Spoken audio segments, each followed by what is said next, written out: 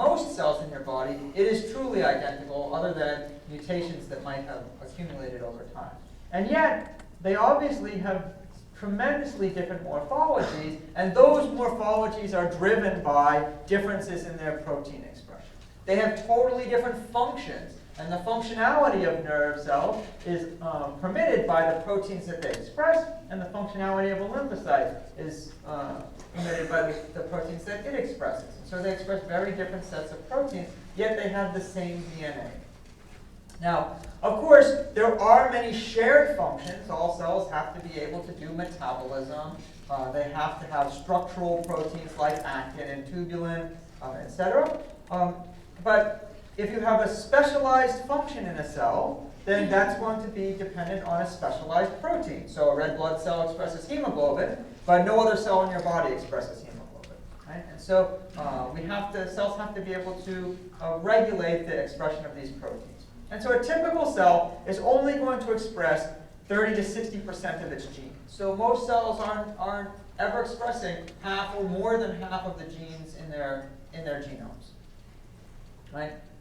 And even if the same gene is expressed by two different cells, it may be expressed at different levels. It may be expressed with different post-translational modifications. It may be expressed at different times in that cell's lifespan.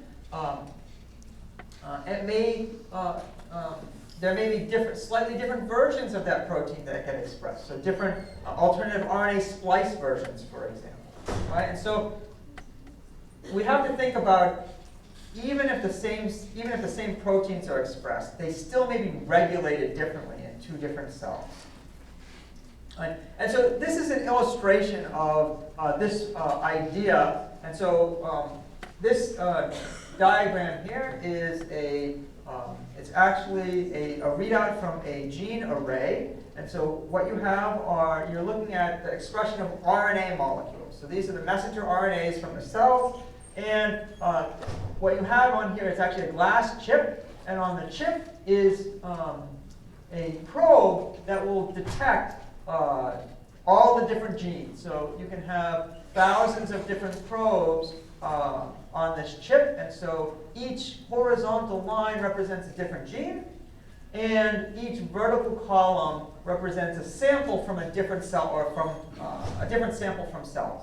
And so in this particular chip here, the way that this reads out is that you can measure how much of the RNA is bound to the chip, and if it shows up in red, it means more than average. If it shows up in green, it means less than average.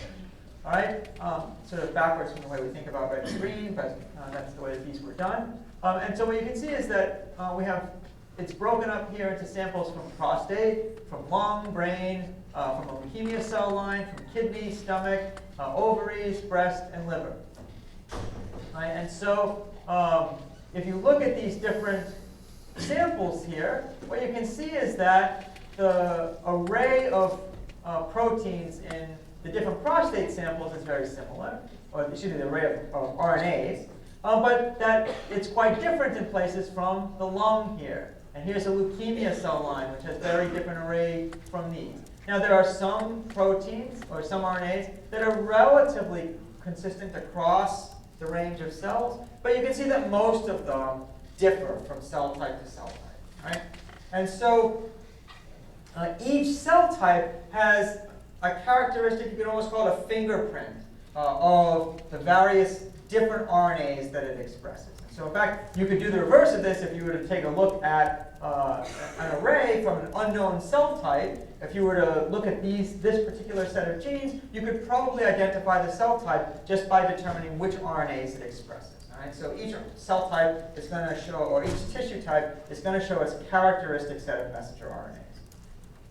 All right, now, that translates, literally, into different sets of proteins expressed in these cells. And so here is a two-dimensional separation of all of the proteins in a cell. They're being detected by a technique called Western blotting. And they're separated in two directions on this vertical axis by molecular weight, and on the horizontal axis by their charge. So whether they're more negatively charged or more positively charged, something called the isoelectric point of the protein. And so then that allows you to separate the proteins actually into these two dimensions. And then you can actually look for them. Actually, excuse me, this is not a Western blot. This is probably a silver stained gel originally. And then it's false color added. And so what's done here are proteins that are in red represent proteins that are present in both samples. So wherever you see a spot, that's a different protein.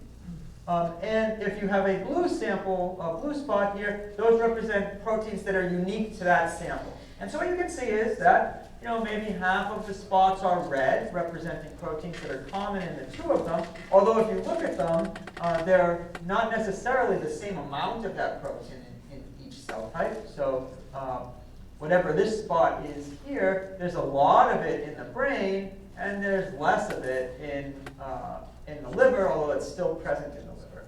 But then you see about half of these spots represent unique proteins to the liver that are not present in the brain, and vice versa.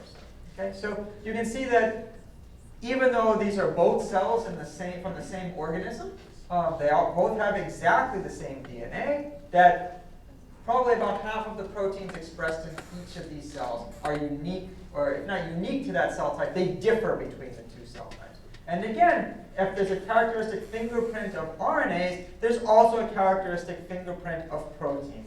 And so if you were to do this experiment over again with different samples, again, you would probably be able to identify, or you could program a computer to identify, the type of cell based on the characteristic array of proteins that are present in that cell. All right. Now, you may ask, how do we know that every cell has the same DNA in it? And that maybe the reality is that these cells have different RNAs expressed and different proteins expressed, because as the multicellular organism differentiates, as our cell types differentiate, they actually change the DNA that's present in them. We know that germ cells do, right? The sperm and eggs don't have the same DNA as the rest of our cells. They get rid of some DNA. So how do we know that that's not true for the somatic cells of our body? Well, there were experiments done quite some time ago where the nucleus of a somatic cell was used to replace the nucleus of an egg cell. And so what you then provided, you took away, so the presumption was that the DNA required for the organism was present in the somatic cells, and all of the instructions for making a new, for starting embryonic development, those are present in the egg cytoplasm itself. So that when the egg becomes fertilized, it knows to begin developing into an embryo. So what was done is that an unfertilized egg was taken and the nucleus was destroyed, and then the nucleus from skin cells of, in this particular case, these experiments were originally done in frogs. So the nucleus was injected into the egg, and then the egg was tricked into dividing, so basically given electric shock or a couple of other tricks that you can do that mimic the events of fertilization. And then it turned out that if you did the experiment right, that this fused cell would actually develop into a normal frog embryo, could even get to the tadpole stage. And in some experiments, when it was done, if you used the right organisms and did things properly, you could actually get it to go all the way to being a frog. Now this was using the nucleus from a differentiated skin cell. And so what this illustrated was that within that skin cell was all of the information to make all of the cell types of the organism, suggesting then that you don't lose any information when you, or at least any DNA information, when you differentiate from a fertilized egg, from the one-cell embryo to the final adult tissues of the organism. And this is not some weird thing that you can do with amphibians, but in fact, this has been done in many organisms. And this technique, you may be aware that this is in fact the technique used for cloning. And so this, essentially the same technique was done to clone Dolly the sheep. It's been used you can use it for plants. You can use it for for various different animals, mice. It's been done with monkeys, cows, sheep, etc. Not yet with humans. That's illegal. But in fact, it's illegal because of the fallout from the cloning of Dolly the sheep. But in principle, it could be. And so again, the idea is that if you take the right cell type, as I said, there are few cells in the body you wouldn't be able to do this for because they have altered their DNA. But for all other cell types, if you were to take the nucleus from that cell type, it would contain all of the information to generate all of the cells of the adult body. Right?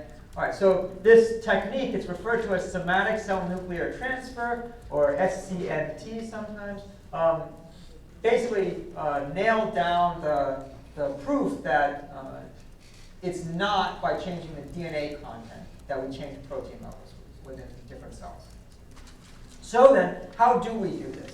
Well, it turns out there's a lot of different places where we can regulate expression of genes.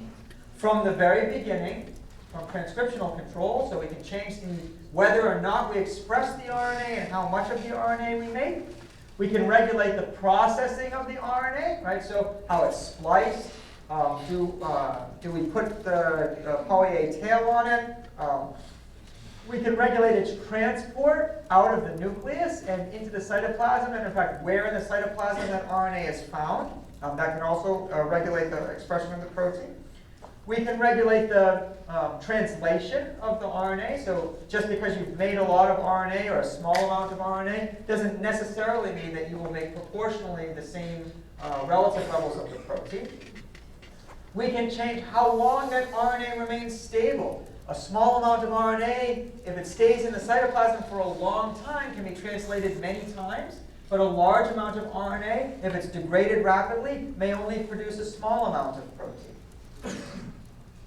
We can, once we've made a protein, we can also, as you are aware, can regulate its activity. And it's the activity of the protein in the end that is the readout of a gene's expression, at least in functional purposes. Right? So at any point along here, we can regulate the expression or the activity of a gene. And in fact, I'll point out that all of these levels are used in different instances by ourselves and most different organisms. However, the easiest and most common place for regulation is at the transcription, whether or not you're going to make the RNA. Right? And this regulation is performed largely by a series of proteins that are referred to as gene regulatory proteins, or in eukaryotes, they're usually referred to as transcription factors. And what these are proteins that bind to DNA and regulate the initiation or the level of transcription. So, how is it possible that proteins can interact with DNA and regulate this? Well, the bases of DNA, right, the sequence of DNA, right, is a function of the linear sequence of the bases. And the bases, of course, are different, right? They are chemically different from each other. And those chemical differences can be distinguished by proteins. And it's not just the chemical differences in the bases so much as the chemical differences in a base pair. So if you look here, if we have the pairs of DNA, so you can think of 4 combinations of DNA depending on whether your base is on the left strand or the right strand. We can have a GC pair, we can have a CG pair, we can have an AT pair, and a TA pair. And as hopefully you're aware, with the structure of DNA, because of the way that the bases and the backbone are aligned with each other, there's 2 grooves. There is the major groove here and the minor groove. So basically in the helix, we have this larger opening in the helix and this smaller opening in the helix. And in the major groove and the minor groove, there are the possibility of hydrogen bonding with the bases because of the chemical nature. So there's nitrogens, oxygens, and hydrogens here that are available for hydrogen bonding. And those then can make contacts with proteins, amino acids that can also do hydrogen bonding. And what you can see is that in a GC base pair, in the major groove, for example, there is a hydrogen bond acceptor, a hydrogen bond acceptor, and a hydrogen bond donor here. So 3 potential contacts. Whereas in an AT base pair, there is a hydrogen bond acceptor, then a donor, then an acceptor, right? So now that there's these 3 positions, but they are in different orientation to each other. And similarly, in the minor groove, we have the possibility of hydrogen bond acceptors and hydrogen bond donors. Okay? And they differ depending on the pair of the bases. Now, if we look at the major and minor grooves, and we just look at the order of hydrogen bond donor versus acceptor, the major groove has a unique signature for each base pair, meaning even if it's a CT versus a GC. So in the major groove, you can distinguish between GC and CG. In the minor groove, you can distinguish only between pairs. You can distinguish between a GC pair and an AT pair. And here's the reason. If we think about hydrogen bond acceptors, hydrogen bond donors, just a hydrogen atom, which can't participate in hydrogen bonding but puts a space there, versus a methyl group, which again can't be in hydrogen bonding, but it provides a space filling, right? So that it occupies space. If we look in the major groove for a GC pair, we have this orientation: acceptor, acceptor, donor, hydrogen. If we look at the CG pair, it's the reverse. It's hydrogen, donor, acceptor, acceptor. However, in the minor groove, if you look at the GC pair, it goes acceptor, donor, acceptor. If you look at the CG pair, it's the same: acceptor, donor, acceptor. Right? It's just reversed. So we can distinguish between GC and AT, but we can't tell which side is the G and which side is the C. But in the major groove, you can. And so as a result, most of the sequence recognition for these gene regulatory proteins occurs in the major groove, although there may still be some contacts in the minor groove. Right? So each base on our strand can be distinguished in the major groove, but only pairs can be distinguished in the minor groove. Right, so because you can make these contacts in the groove, you don't actually have to unwind the DNA to get there. Right? So a DNA binding protein here can interact with the bases within the major and minor groove, and it can recognize the sequence without having to open up the double helix. So that's different from the way that DNA replication happens, right? The recognition happens on single-stranded DNA when the polymerase comes and decides which base to put in. The gene regulatory proteins are recognizing these bases in zipped-up double-stranded DNA. Right? Through these hydrogen, so it's not done through the complementarity here that it is used to recognize it. Instead, it's the base pairing with the hydrogen bond acceptors and donors that are not involved in the Watson-Crick base pairing. Okay, it's the remaining chemical moieties.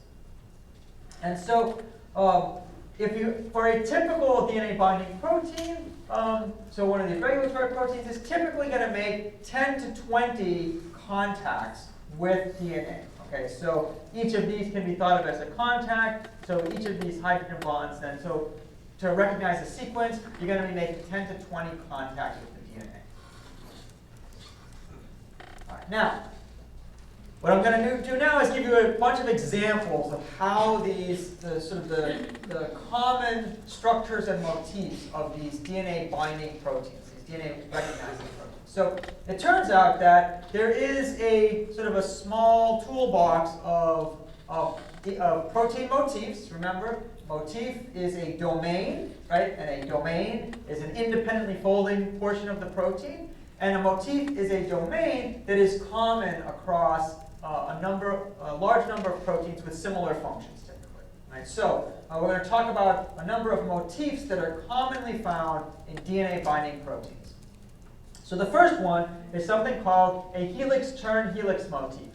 Right? And so a helix-turn-helix motif is, as you might suspect, made up of two alpha helices. And then there is a short amino acid sequence connecting these two alpha helices. It's actually called a beta turn, which you don't really need to know. But it allows these two helices to be oriented at an angle to each other. And so typically, within these two helices, one is a recognition helix, which makes contacts with the DNA typically in the major groove. And so it turns out that an alpha helix fits very nicely in the major groove. And then across this is a second helix that, for example, may make contacts with the backbone to help stabilize this. It also holds the recognition helix in the right orientation to make those contacts. But it's the recognition helix that's actually interacting with the base pairing sequence. So it's what recognizes the specific sequence of DNA. All right, so frequently, the way that these work is that the helix-turn-helix motif is found in a protein that forms a dimer, meaning there's two copies of the protein. Or there are two copies of the helix-turn-helix motif in a single protein. And what that does is it allows the two recognition helices to interact on adjacent major grooves. Right? So, for example, here is a regulatory protein called the tryptophan repressor. We'll talk more about that later in this lecture. Here's another one called lambda-cro, which is actually in a virus. So this is bacterial protein. This is a viral protein. Lambda repressor is another viral protein. Here is a protein called CAP, which is another bacterial protein. And these helices, the recognition helices in the dimeric form of the protein, are spaced about 3.4 nanometers apart, and that allows one of them to interact with this major groove, and the other one to interact with this major groove. So adjacent major grooves on the same face of the DNA helix. So it's basically, you have your DNA helix here, and the two alpha helices come down on the same side of the DNA. All right. What this does is it also means that the protein recognizes the same sequence duplicated, right? So it's recognizing a duplicated sequence of DNA. So, for example, it might recognize this sequence, AACAC, in the 5' to 3' in this direction, and here AACAC in the 5' to 3' in that direction, right? Since it's recognizing, so what it means is it's recognizing the same sequence forward and backwards. If you look at the sequence here, it's AACAC-CGT. Here it's AACAC-GC. Okay, there's an AT base pair in the middle here. But otherwise, if you're reading it this way, it's exactly the same sequence as you're reading it that way.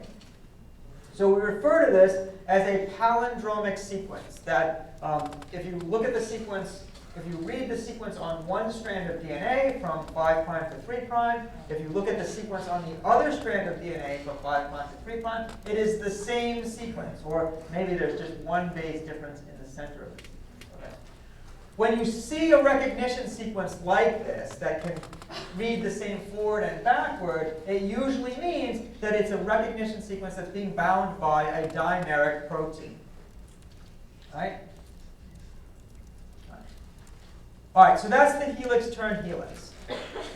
The second common DNA binding motif, a very different type of structure, is called the zinc finger. Right? And it's called a zinc finger because what you have is an amino acid sequence where it's folded up. It actually folds up into sort of a finger-like projection, and it's held together by amino acids that coordinate an ion of zinc. This is one of the reasons you need zinc in those multivitamins. It's actually one of the most important reasons why you need zinc in those multivitamins, is because we have many DNA regulatory proteins that require zinc for their function. Right? So here we are. This structure is held, this motif is held together by the zinc, and it's coordinated by 4 atoms, 2 histidines and 2 cysteines. All right? So that's very common, is that this structure, you see these histidines and cysteines form up to coordinate the zinc ion. And then the structure is such that you have an alpha helix. You have an alpha helix on one side and a 2-strand beta sheet on the other side. And in fact, it's the alpha helix that interacts with the DNA. So just like the helix turn helix, it turns out that an alpha helix is a great structure for interacting with the major groove of DNA because it fits in size-wise just right. So many DNA binding proteins use alpha helices to interact with DNA. All right. Now, there are actually a couple of different forms of the zinc finger. In this particular case, there's 1 ion of zinc to make a single finger. There are also proteins where there are 2 ions of zinc, and you generate sort of a double finger. But again, the zinc is used to hold the structure together. You have alpha helices and beta sheets, but it's the alpha helices that interact with the DNA. Again, these zinc fingers can be dimeric in structure. So this is an example of the glucocorticoid receptor, which turns out is one of those nuclear hormone receptors that you were asked about on the most recent quiz. So when this binds the glucocorticoids, like cortisol, for example, or cortisone, you ever got a cortisone shot or you've heard about them? The way they work is that the cortisone enters the cell, it binds to this receptor, and that allows it to dimerize and move into the nucleus, where it can then interact with DNA through these alpha helices. Right, so again, you see these zinc ions here, which are an integral part of this motif. Now, zinc fingers are actually kind of fascinating because each finger can recognize a very short stretch of DNA. So, the recognition is dependent on the sequence of the alpha helix, which contacts those amino acids can make with the sequence of DNA. So, for example, here is the first a zinc finger from a protein called TTK. And we have these positions here where there's an arginine that makes contact with a G. There is an asparagine that makes contacts with an A. And then there's a serine that makes contact with a T. And here's a second finger where you have a different sequence. And now it's making contacts with an A, a G, and then a C on the other strand.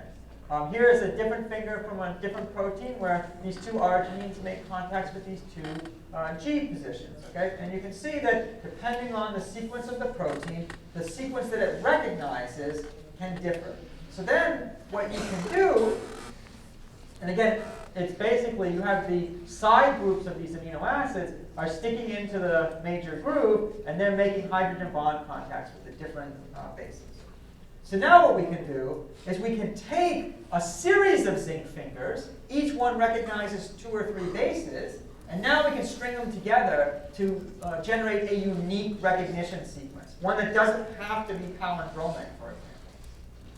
And so if we now link 3 zinc fingers together, these 3 zinc fingers can now recognize a much longer, unique stretch of DNA. Right? So we can recognize complex sequences of DNA by putting together multiple zinc finger domains, each of which recognizes maybe 2 or 3 bases. But now you have 5 or 6 zinc fingers, and you can have a recognition sequence that's 15 or 20 nucleotides long, and that's going to be unique to a particular gene. So that's the zinc finger. Okay, so now we've got a helix turn helix and the zinc finger. Now, the third motif that I'm going to talk about is something called a homeodomain. And it's called a homeodomain because it was originally identified in a series of proteins that are called homeobox proteins. They're involved in the differentiation of large-scale structures in the fruit flies where they were originally identified. So proteins that caused an antenna to form in one portion of the fly versus a leg. And in fact, if you made a mutation in these proteins, what used to be an antenna would instead become a leg. Right? Actually, it's just by a mutation in a single protein, you would have these huge structural changes. So they're called homeodomains because of that. All right. Now, the homeodomain is a variant of the helix-turn helix. Okay, so it's a special case of the helix-turn helix. And what you have is the helix-turn helix plus a third helix. Right? And that third helix is what distinguishes it from the common the common helix-turn helix. And in fact, that third helix actually makes recognition contact. So we have the recognition helix here from the helix-turn helix. We then have a third helix here that makes minor groove contacts. So it's a little, the standard helix-turn helix is only making major groove contacts through the recognition domain. And in fact, the homeodomain, so here we go, here's a minor groove contact. The homeodomain, it turns out this DNA binding sequence is, of course, it's part of a larger domain structure. And that larger domain actually turns out to be important. It's highly conserved through evolution.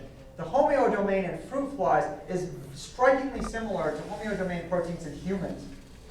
And so it seems that the overall environment of this, this three helix structure is also important for the protein's function, presumably to hold these helices in the right orientation. All right, so that's our third motif.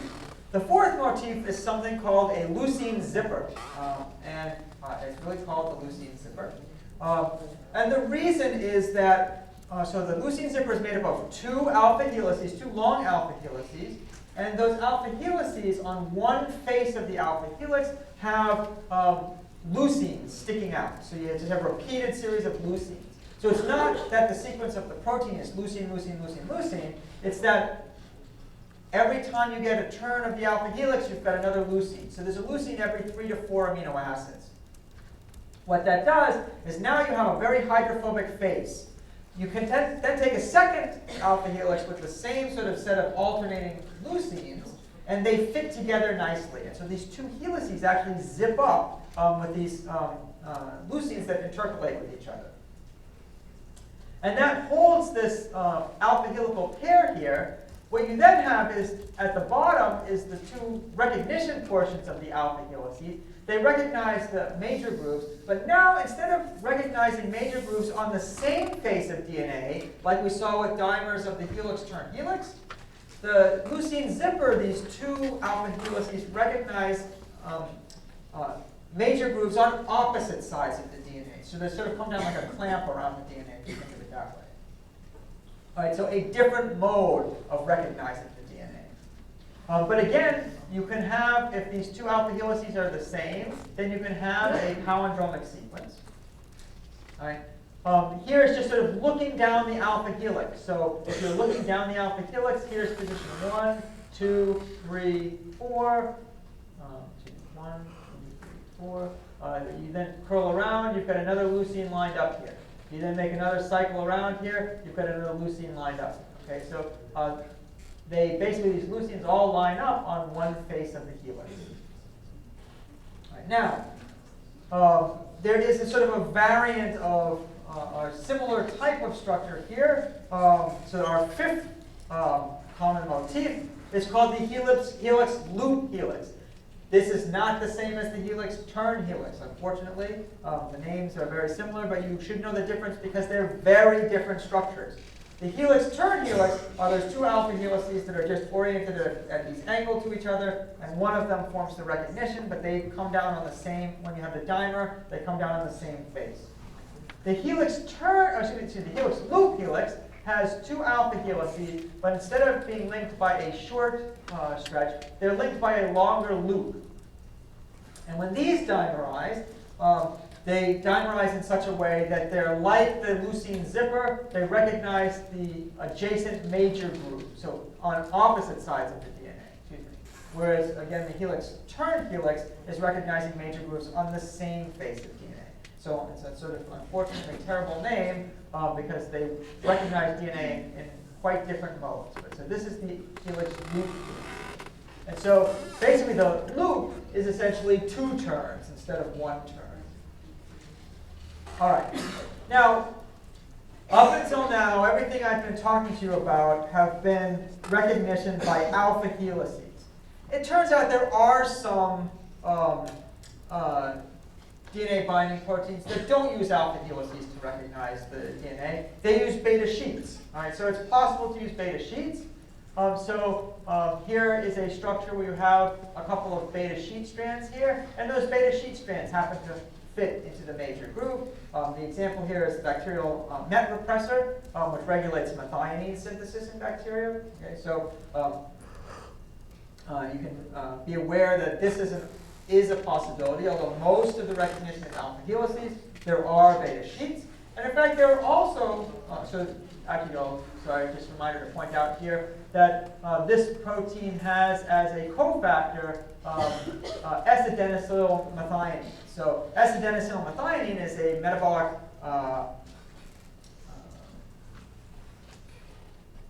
product. So it's basically it's a modified version of methionine. If you have S-adenosyl methionine, likely you have lots of methionine in the cell. You probably don't need to make any more. And so it binds to this protein, and then that allows this protein to bind to the genes for, or the gene sequence that is involved with methionine synthesis enzymes, and it shuts them off in an example of negative feedback. So a product of the metabolic pathway, S-adenosyl methionine, is used to feed back to negatively regulate. And this is an example of how that could work. All right. Now, it's also possible for proteins to interact with DNA through unstructured loops. You don't have to use alpha helices or beta sheets.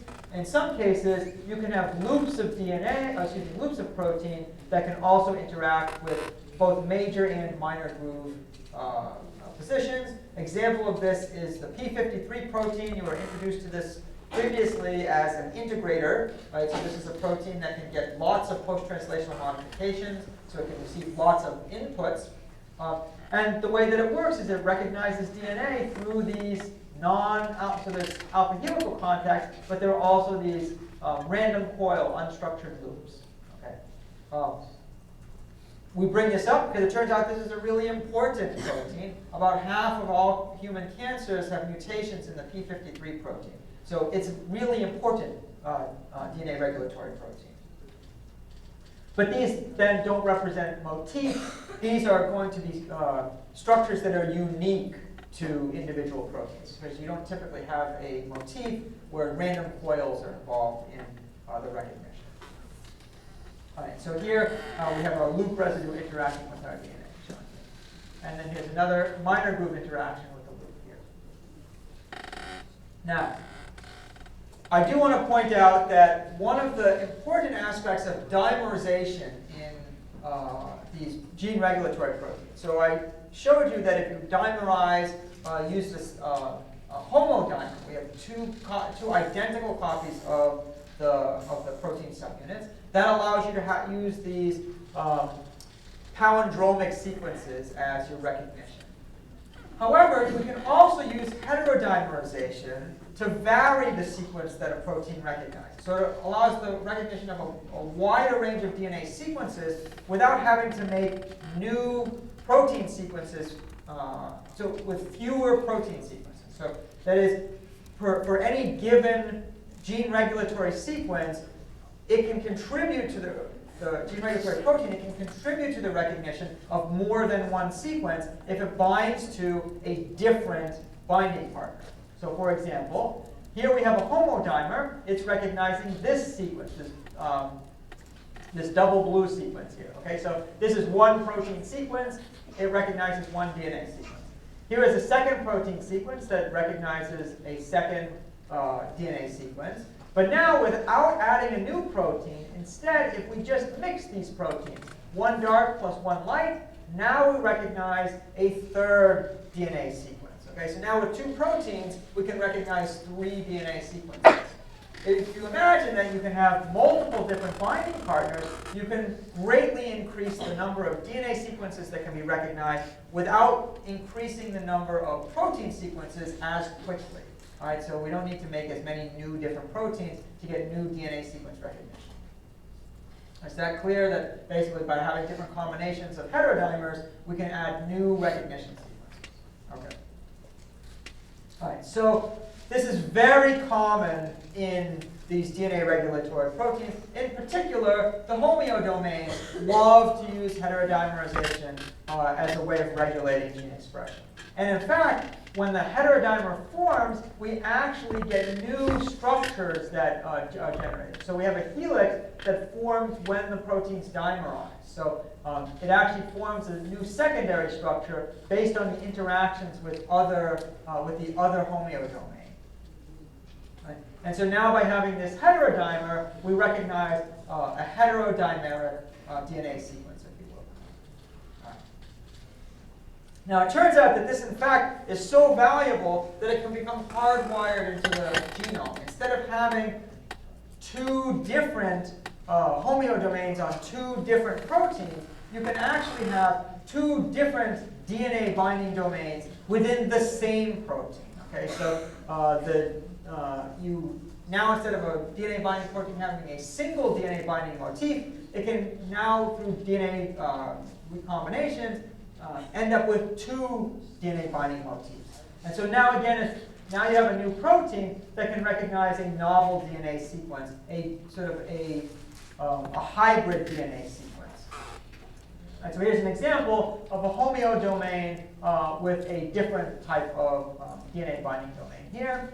All right, and so now this increases the complexity of the sequence that you can recognize, but in addition, by having two different motifs, two different binding sites on the DNA, you increase the affinity of the protein for DNA. Because now it's basically holding on to the DNA at two positions instead of just one.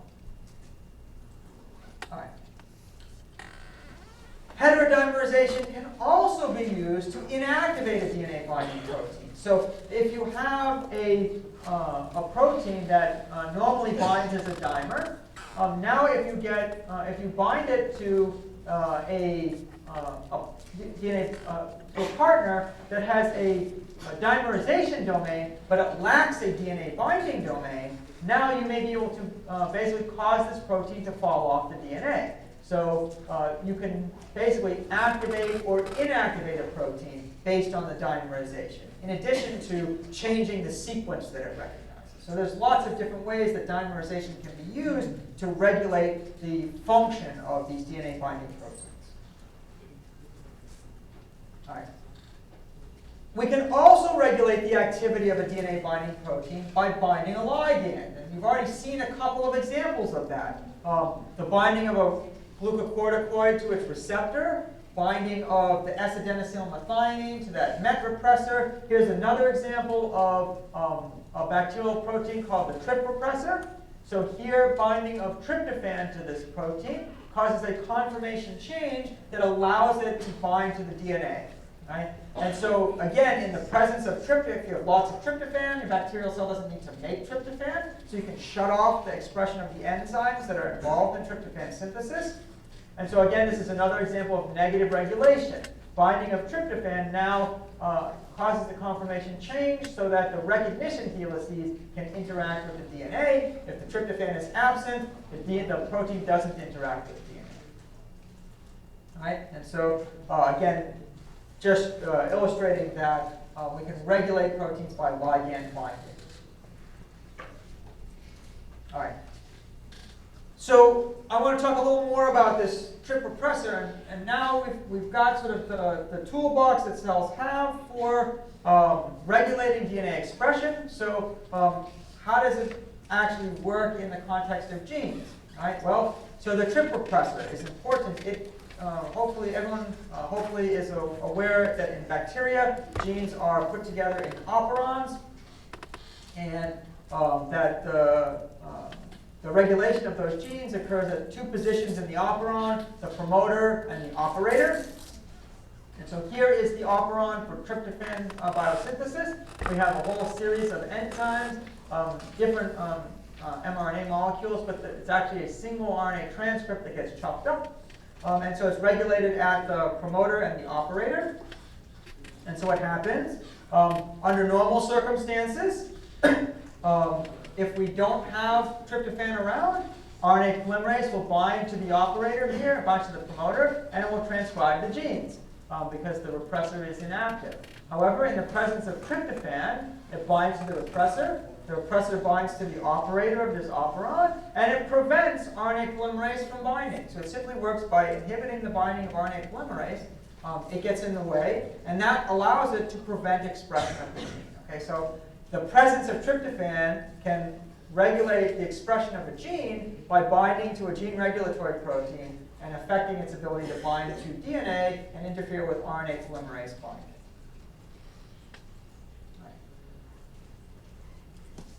That's an example of negative regulation. We can also have positive regulation, where a ligand binds to an activator protein, and that allows that activator protein to bind to DNA and promote DNA RNA transcription. And so, in fact, there's the lac operon of bacteria uses both of these. So you can have a repressor bound to a protein, the gene is off. When we add a ligand, that turns the repressor off, that inactivates the repressor, and so that turns the gene on. You can have the reverse situation, where in the absence of a ligand, the repressor is inactive. In the presence of the ligand, the repressor is active. You can have positive regulation, where you have a protein, if it's bound to DNA, promotes RNA transcription. And again, that can be in the examples where it's in the absence of the ligand that you get binding of the protein, or cases where the presence of a ligand. And so this then allows you to turn genes on and off by adding or removing a ligand, either by changing the activity of a repressor or by changing the activity of an activating protein. Right? So, and then you can use combinations of these. You can have repressor proteins and activator proteins that regulate the same operon, or the same gene. Right? In fact, the same protein, in some cases, the same protein can act as an activator or as a repressor, depending on the context, where it's that gene's regulatory sequence, or the gene's DNA binding sequence is present in the promoter or in the DNA sequence. So there are certain cases where binding of the protein to the DNA helps to stabilize the RNA polymerase and increases expression. And so here, if the lambda repressor is here, positioned here, it actually activates transcription. On the other hand, if the binding site is in such a position that it interferes with RNA polymerase binding, then that same protein can act as a repressor. Right? Hence, the way that the lambda repressor normally works is to inhibit transcription by blocking binding of RNA polymerase. But the glucocorticoid receptor is a perfect example of a protein that can have both positive and negative effects on gene expression, depending on the context in the gene. Right, so in this case, the repressor protein actually acts as an activator because its recognition site is distinct from the RNA polymerase binding site. In this case, if the repressor binding competes with RNA polymerase, it acts as a true repressor. All right, so our single gene protein can activate or repress different genes. So now we can take combinations. We can take combinations of activating proteins and repressor proteins and use that to fine-tune the expression of a gene. And so an example here is the lac operon, as I mentioned, in bacteria. So this is an operon that encodes genes that are involved in the metabolism of the milk sugar lactose. Okay? You only want to make these enzymes if lactose is present. There's no point making them if there's no lactose around. It's a waste of energy. But at the same time, bacteria prefer to use glucose as an energy source. And so if there's plenty of glucose around, it doesn't care if there's lactose around. It takes extra energy or extra effort to metabolize it. It will just use the glucose. And so if there's lots of glucose, regardless of whether there's lactose, you're going to have the lactose operon shut off. And so you only want to have the lactose operon turned on if you have lactose and if you don't have glucose. And so the way that the operon works is that there's a positive and there's a negative. There is a repressor that is present anytime that there is no lactose. So in the absence of lactose, there's a repressor bound. And so if you don't have lactose, the gene's going to be turned off. At the same time, the repressor, the gene, in order to be turned on, requires an activator protein. And that activator protein is only present if there is no glucose. Okay, so if there's no lactose, you have the repressor. If there's no glucose, you have the activator. And so it's only in the situation where you have lactose, where the repressor falls off, and you don't have glucose, where you have the activator protein, that you get transcription of the gene. And in the other combinations, you don't get it. Right? So this is a way of using a combination of a repressor and an activator. Turns out if you have the activator and the repressor together, the repressor wins, and you keep the operon turned off. Right? So here's a way of using combinations to regulate the expression of the operon, so it's only turned on at the right times.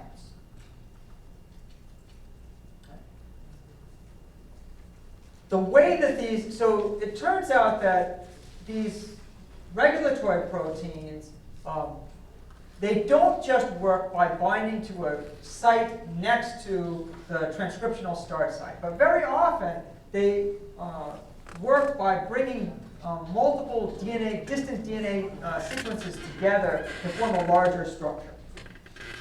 And this is done by looping the DNA. And so what the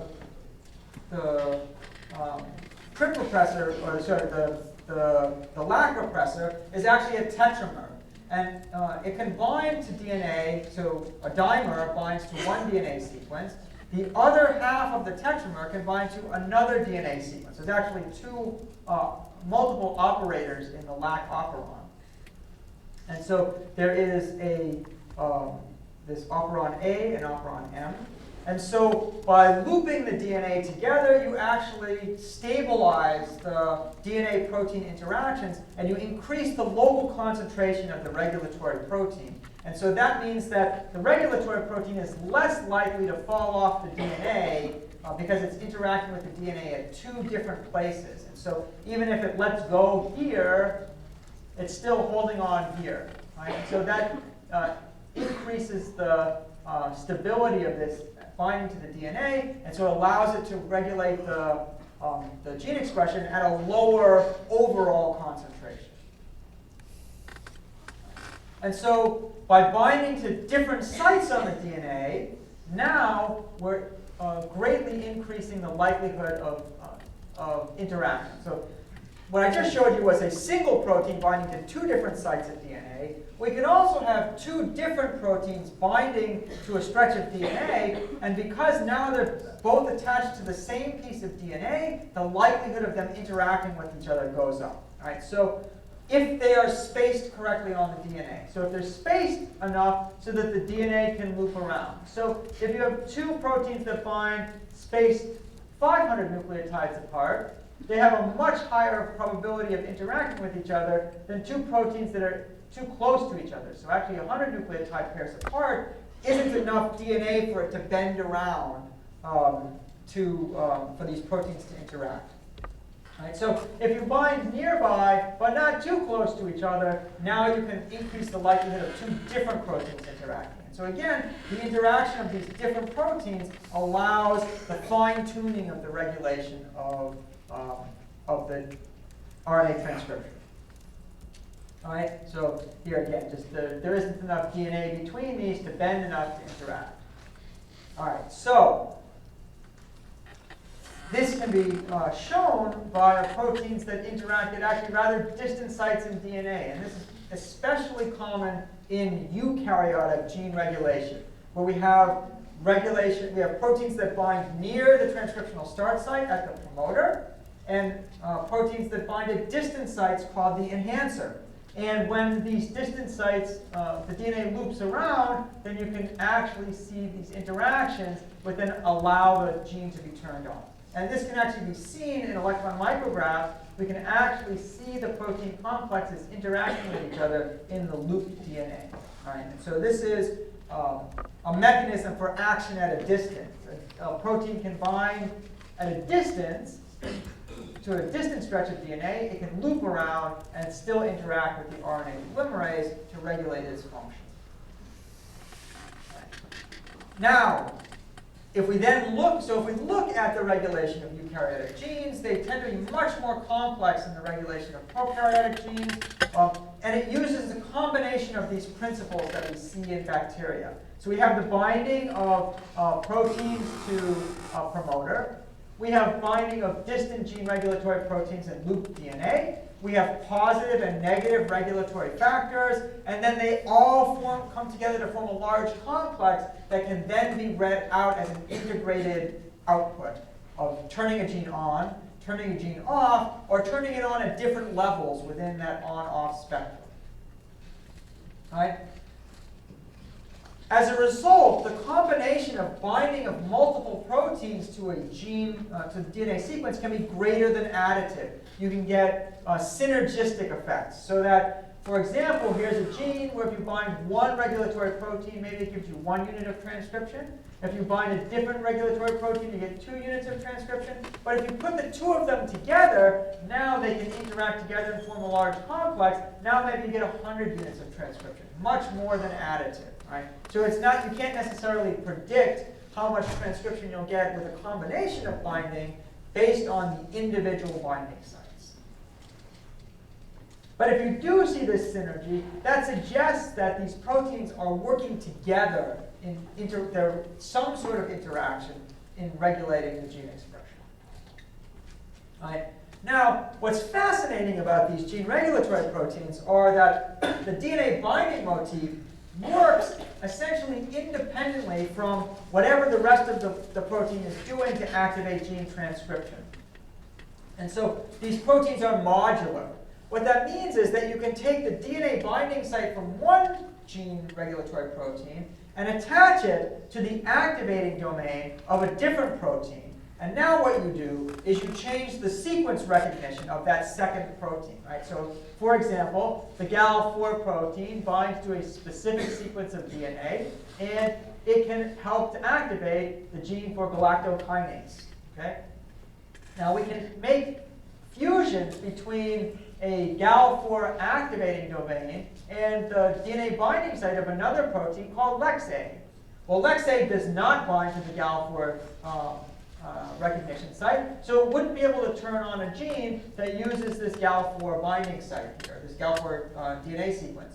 However, that same gene could be turned on if the recognition sequence for LexA was found in it, even though you have the Gal4 activation domain. So the Gal4 activation domain can work regardless of whatever DNA recognition domain it's attached to.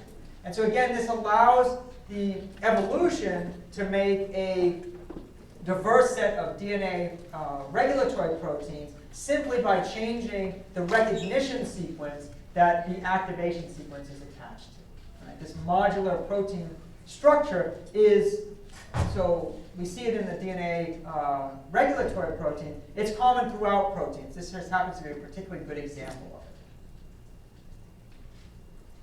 All right.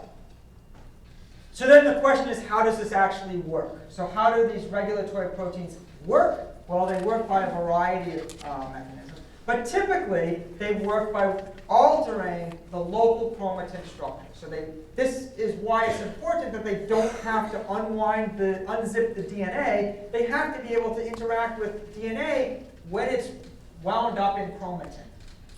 Right? So what may happen? So the binding of a gene activator protein here may, by itself, may recruit in chromatin remodeling proteins that open up the chromatin structure. They may recruit in histone chaperones that cause removal or replacement of histones that will also alter the chromatin structure. Or they may recruit in histone modifying enzymes. So Dr. Jose mentioned the the histone modifications that get done during DNA replication, well, we also have to we can also modify those histones to regulate chromatin structure here. And so they can recruit in these histone modifying enzymes to change the histone modifications. And all of these types of events can regulate transcription by regulating the access of RNA polymerase to the gene in question. Right? So then what happens? So one of the important aspects of regulating transcription is changing this histone code that happens during transcription. So what is the histone code? It's the combination of histone modifications that get made to regulate the structure of chromatin and thus regulate the ability of RNA polymerase to transcribe genes. So what are these modifications? So there are histone acetylations. So our gene activator may recruit in a histone acetyltransferase to add acetyl groups to histones.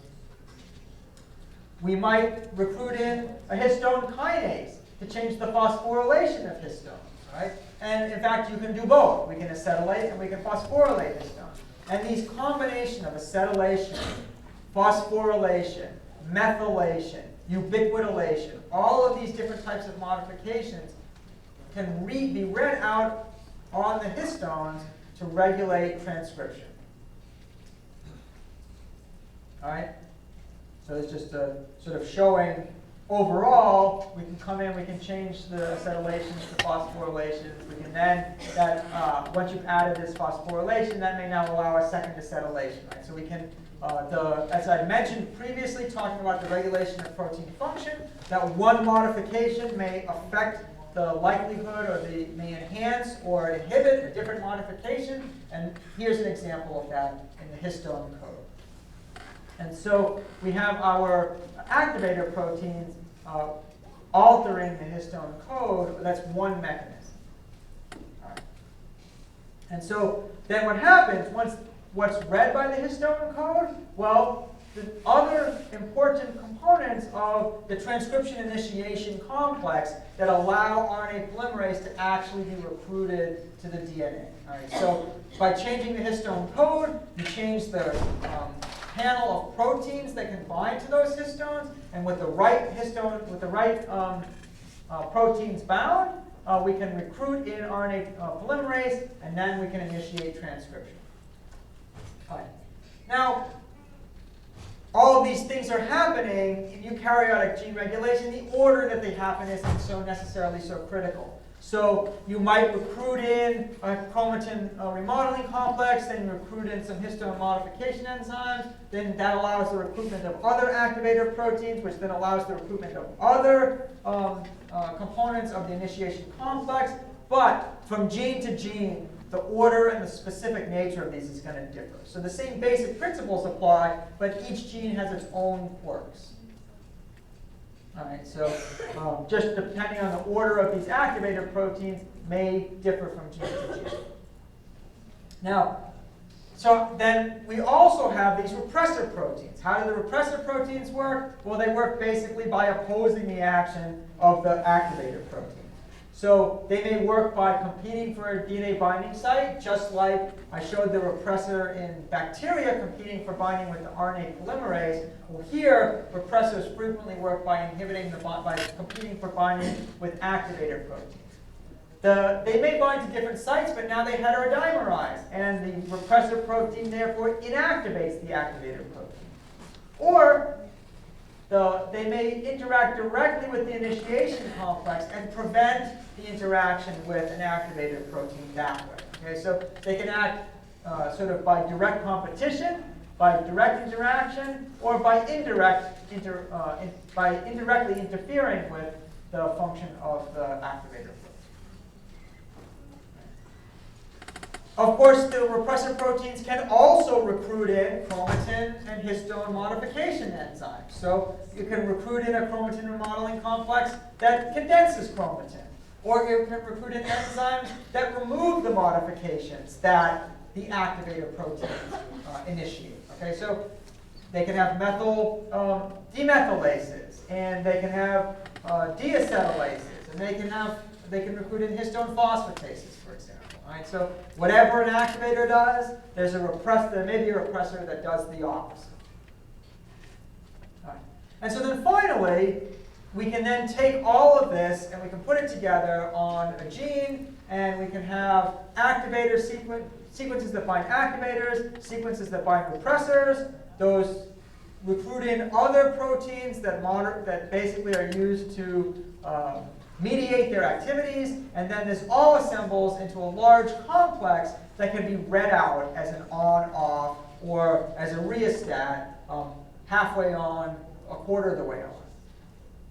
Right? And so when we do this, the DNA bends around. It allows our distant binding proteins to interact with the proximally binding proteins, and they are all going together to regulate the probability of transcription happening. And if you have more activators than repressors, you're more likely to transcribe. If you have more repressors than activators, you're less likely to transcribe. And it's this combination that differs from cell to cell.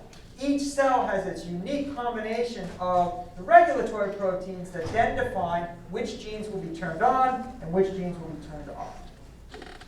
Right? And so then this combinatorial control can generate patterns in animal development. So this is a fascinating thing. You can generate stripes, for example, in the fruit fly embryo of gene expression. And each stripe can be directed by a specific combination of DNA sequences and protein binding sequences. So for example, this protein called even skipped is turned on in stripe 2, but it's turned off in stripe 3 and stripe 7. And so how is that done? Well, there's a combination of activator and repressor protein binding sites that are found in each of these modules. And the expression of those activators and repressors is found in different combinations in different stripes. And so I don't know if I expect Dr. Joseph is not going to expect you to memorize these specific genes, the specific regulators. They have names like bicoid and giant and hunchback. Fruit fly people have funny names for their genes. And so what happens is that these different activators and repressors are expressed in different locations in the developing fruit fly embryo. And so they're in the right combination to allow expression of even skipped only in the right spot. So what you have is you have two repressors, giant and purple, that are expressed in the anterior and posterior regions respectively. And you have two activators, hunchback and bicoid. And so hunchback and bicoid are found in this pattern, and purple and giant are found in this pattern. And you get expression where there's low giant and low purple, and where there's hunchback and bicoid present. So you have the two positive activators and the absence of the negative activators. Now you get expression of the gene. All right? Similar kinds of things are probably happening in mammalian systems, although it's even more complicated. You can see that the region over which the genes are regulated can be huge distances, 100,000 nucleotide pairs. Okay, so you can get activation and repression at very great distances. So here, instead of different stripes, we've got expression of the different the different genes that make up hemoglobin at different time points in mammalian development. Right? And so it's the same thing. The regulatory proteins will be expressed at different times here rather than in different locations. Right? And then finally, we've got regulation at great distance. If you can regulate a gene that's 100,000 nucleotides away, how do you prevent that regulatory sequence from regulating genes that it's not supposed to regulate on the other side? Well, it turns out that there are DNA sequences that serve as barriers and insulators that prevent the activity of these gene regulatory elements. And so barrier sequences will bind proteins that inhibit changes in chromatin structure. And insulator elements probably work by tying up the transcription machinery and preventing it from, therefore, interacting with regulatory elements at a distance. Okay, that's it for